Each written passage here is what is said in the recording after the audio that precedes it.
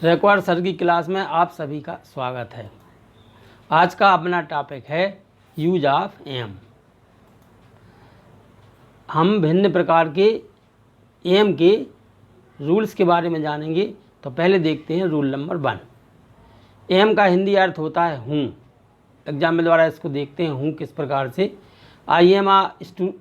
मैं एक विद्यार्थी हूँ। I am a student. मैं एक इंजीनियर हूँ। I am an engineer. मैं एक व्यापारी हूँ। I am a merchant. मैं एक शिक्षक हूँ। I am a teacher.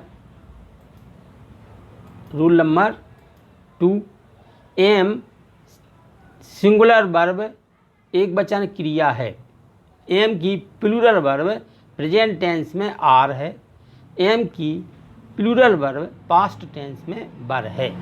यहाँ पर हमने देखा कि एम एक सिंगुलर वर्ब है। यदि एम सिंगुलर वर्ब है तो प्रेजेंट टेंस में इसकी जो प्लूरल है वो आर है और पास्ट टेंस में प्लूरल इसकी वर है।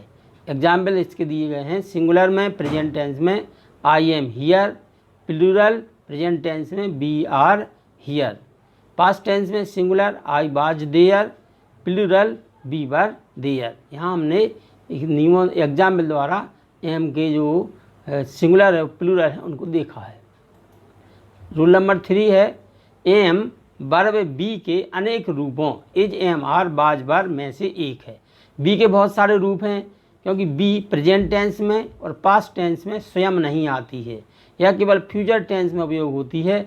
इसलिए बी के प्रेजेंट टेंस के जो रूप हैं इज एम आर वे आते हैं और पास्ट टेंस के रूप बाज और वर आते हैं। तो जो एम जिसका हम अध्ययन कर रहे हैं वह एम जो बी के भिन्न रूप हैं इज एम आर बाज वर उन्हीं में से एक है। एग्जाम्पल द्वारा इसको देख ले रहे। He is a boy. यहाँ पर बी का इज रूप दिया गया है। I am a girl. यहाँ पर बी का जो रूप है एम वो दिया गया है। You are an intelligent student. Be का यहाँ पर एक रूप आर है, वो उसका एग्जाम्पल है जी। He was absent yesterday. वह कल एब्सेंट था। यहाँ बाज बी का ही एक रूप है। They were playing chess. वे चेस खेल रहे थे। यहाँ वर दे का बी का ही एक रूप है। इन सभी के एग्जाम्पल हमने देखे। अब हम चलते हैं रूल नंबर 4। रूल नंबर 4 में बी का प्रेजेंट टेंस में उपयोग होने वाला रूप इज एम आर हैं। बी जैसे अभी हमने बी के सभी रूप देखे। अब प्रेजेंट टेंस में जो भी रूप उपयोग हो रहा है वे हैं इज एम आर। एग्जाम्पल इनके देख लेते हैं। He is buying a pen. I am reading the Ramayana. You are singing a song. यहाँ पर इज एम आर बाज वर के जी कुछ एग्जाम्पल थे। अब देखते हैं रूल नंबर 5। बी का पास्ट टेंस में उपयोग होने वाले जो रूप हैं वे हैं बाज और वर। बाज और वर को हम एग्जाम्पल द्वारा देखते हैं। He was cutting a paper. You were making a kite. She was speaking the truth. They were telling a lie. इसमें रूल नंबर 5 में हमने बी के जो पास्ट टेंस में उपयोग होने वाले रूप हैं बाज वर उनके एग्जाम्पल देखे हैं। रूल नंबर 6 में बी का फ्यूचर टेंस में उपयोग होने वाला रूप है विल बी और शैल बी। जो बी के जो बी स्वयं जो कि प्रेजेंट टेंस में नहीं आता, पास्ट टेंस में नहीं आता, लेकिन बी फ्यूचर टेंस में अपने मूल रूप में आ जाता है। तो यह है या तो विल बी होगा या शैल बी। एग्जाम्पल द्वारा देख रहा है इसको। I shall be taking tea. मैं चाय ले रहा होऊंगा। We shall be running fast. हम तेज दौड़ रहे होंगे। He will be writing a lesson. वह पाठ लिख रहा होगा। She will be drawing a picture. वह चित्र खींच रहा होगा। अब हम चलते हैं रूल नंबर 7 की ओर। रूल 7 में अभी हमने देखा है बी के प्रेजेंट टेंस के फॉर्म में, बी के पास्ट टेंस के फॉर्म में, बी फ्यूचर टेंस में कैसे आता। अब बी मॉडल के साथ किस प्रकार से आता। तो बी का मॉडल वर्ब के साथ उपयोग होने वाला रूप है कैन बी शुड बी। केवल कैन बी शुड बी नहीं बल्कि जितने भी मॉडल होंगे उन सभी के साथ में हम बी का रूप बी रख देंगे। एग्जाम्पल है he can be a thief. वह एक चोर हो सकता है। She may be there. वह वहाँ हो सकती है। We should be doing it. हम ऐसे कर रहे होंगे, हमें ऐसे कर रहे होना चाहिए। He could be strong. वह शक्तिशाली हो सकता है। तो इसमें केवल हमने 2 एग्जाम्पल लिए हैं, कैन बी और शुड बी। अकेले 2 नहीं हैं, आगे जितने भी मॉडल हैं सभी के साथ में हम बी का प्रयोग कर सकते हैं। तो जो बी वर्ब है वो स्वयं मॉडल के साथ में अपने मूल रूप में आती है। अब देखते हैं रूल नंबर 8, एम का प्रयोग केवल आई के साथ होता है। एम का जो प्रयोग है उसे हम केवल आई के साथ बस करते हैं। I am reading a book, I am writing a letter, I am watching a movie, I am learning English. और आई का प्रयोग केवल और केवल आई, वो एम का प्रयोग केवल आई के साथ बस होता, किसी के साथ नहीं होता है।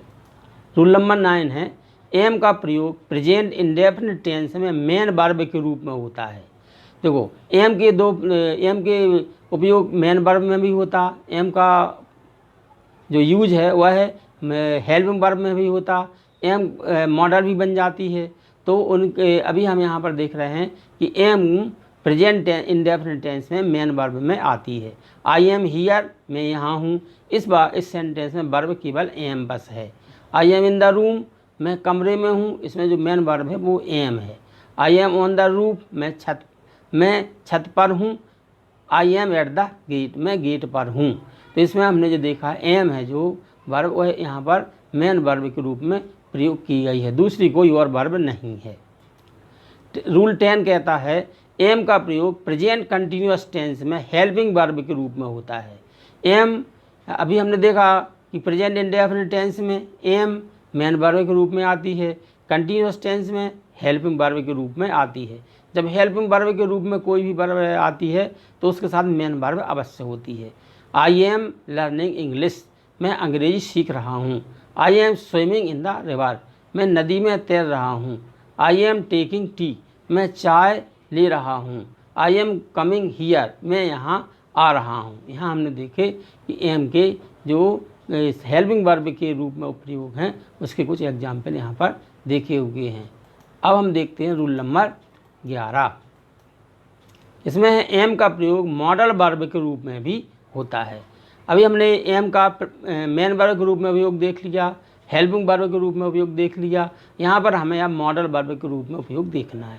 तो मॉडल वर्ब में क्या होता है कि उसके बाद में एम के बाद में इन्फिनिटिव का प्रयोग हो जाता। आई एम टू लीव, मैं जाने वाला हूँ या मुझे जाना है। आई एम टू राइट, मैं लिखने वाला हूँ या मुझे लिखना है। आई एम टू रन, मैं दौड़ने वाला हूँ या मुझे दौड़ना है।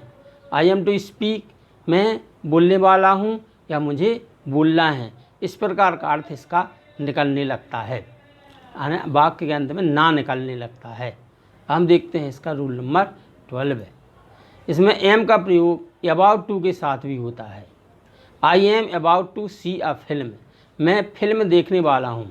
जब हम एम का प्रयोग अबाउट टू के साथ करते हैं तो ये भविष्य में होने वाली किसी घटना के बारे में बताने का प्रयास करता है। I am about to write a letter, मैं पत्र लिखने वाला हूँ। I am about to learn English, मैं अंग्रेजी सीखने वाला हूँ। I am about to make a kite, मैं पतंग बनाने वाला हूँ। इस प्रकार से हमने एम जो हेल्पिंग वर्ब है उसके अनेक नियमों के बारे में जाना, एम किसका रूप है उसके बारे में भी जाना है, एम किस सब्जेक्ट के साथ आता है उसके बारे में भी हमने मालूम कर लिया है। हमें पूर्ण विश्वास है कि सभी को एम का जो प्रयोग है उसके बारे में जानकारी हो गई होगी। अब यदि आप सभी को और ग्रामर के नियमों के बारे में जानकारी लेनी है तो like, share and subscribe record sir की क्लास। Thank you.